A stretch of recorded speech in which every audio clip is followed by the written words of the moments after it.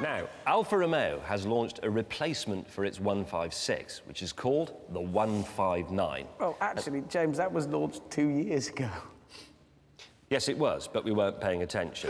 But never mind, because we like Alfas on Top Gear, so I thought that, belatedly, I admit, I should go and find out what's what.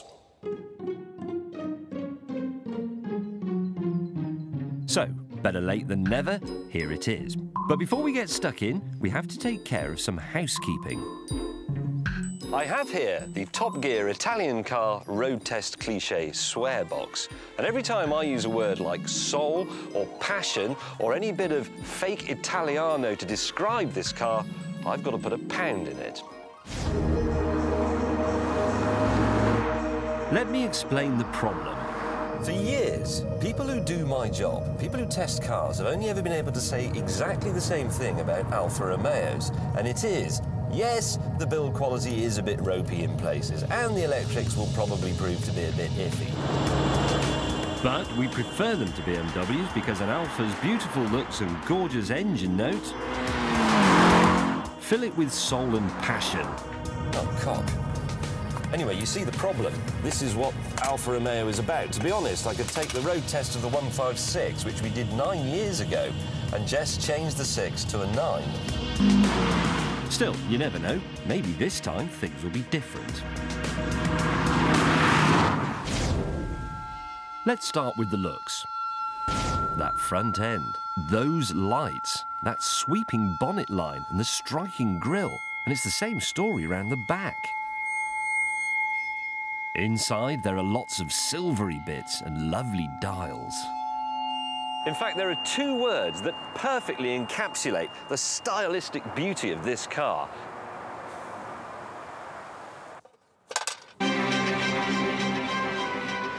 So, business as usual when it comes to appearances, but that could be the last time I put my hand in my pocket.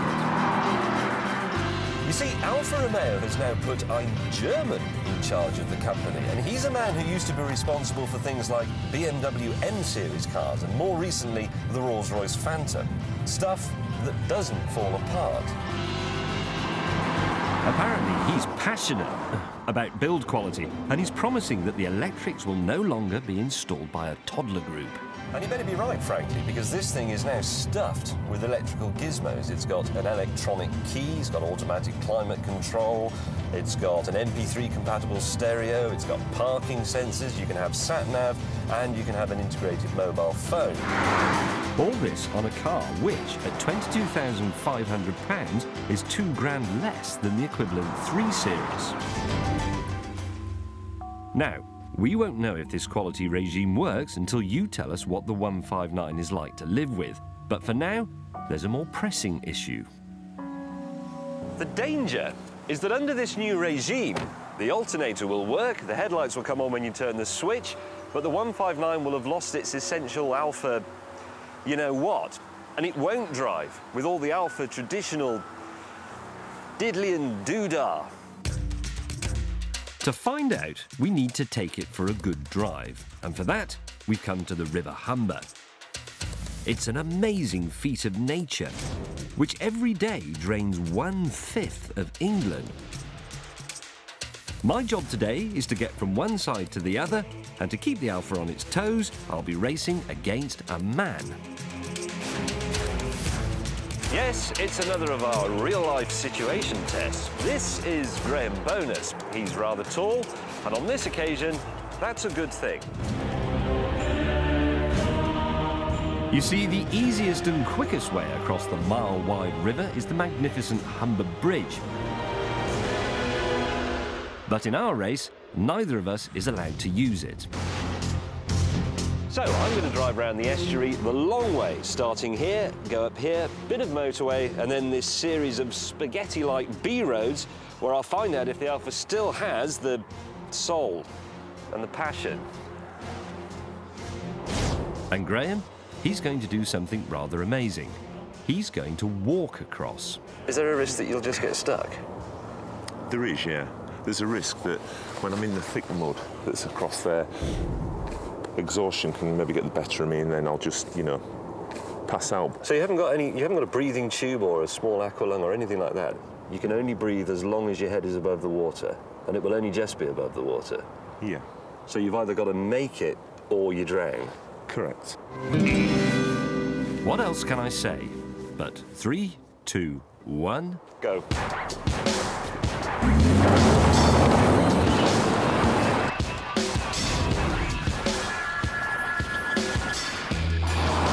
Right, I'm not going to be beaten by a man in a giant condom walking across a muddy river. Graham's journey of 1.8 miles should take him about an hour and a half, and my journey of 65 miles should take me about the same.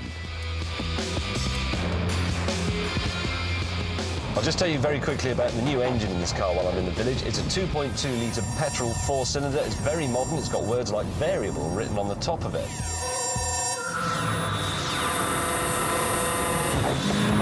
There's a lovely bit in this engine as you get into the higher reaches of the rev range. It really comes alive. That's a quid in the box, whatever that is.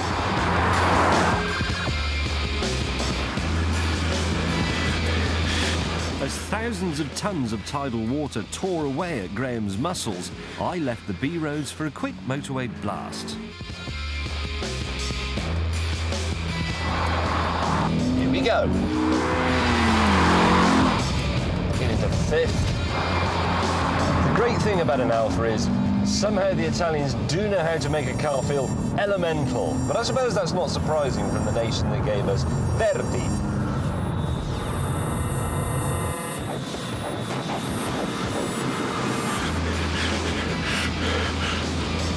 It was time to leave the motorway. Ahead lay 35 more miles of B road. Now it gets interesting.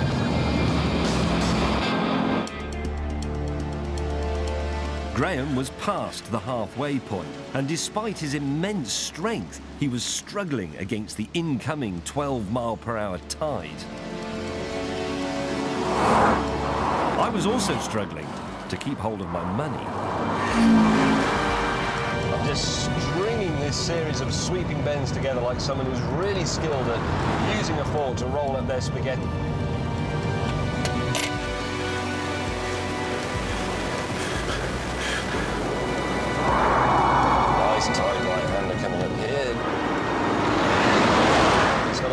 Kick and a shimmy from the front. It's all frisky like one of those paleo ponies.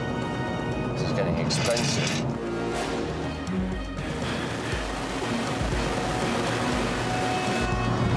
The Alfa's handling had cost me dear. 4 quid, in fact.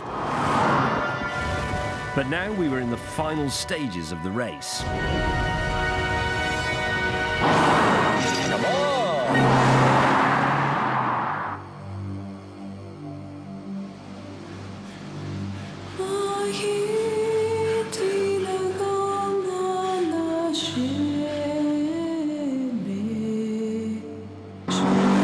This is it. This is the home stretch bit.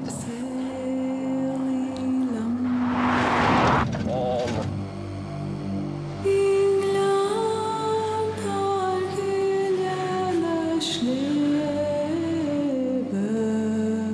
I'm looking for the waterside beacon.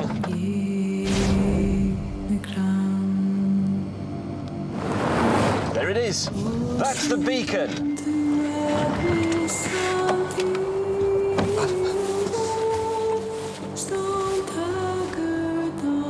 Oh, for Pete's sake. I'd lost, and I was broke. Congratulations, anyway. Thank you. Well, do you mind if I don't?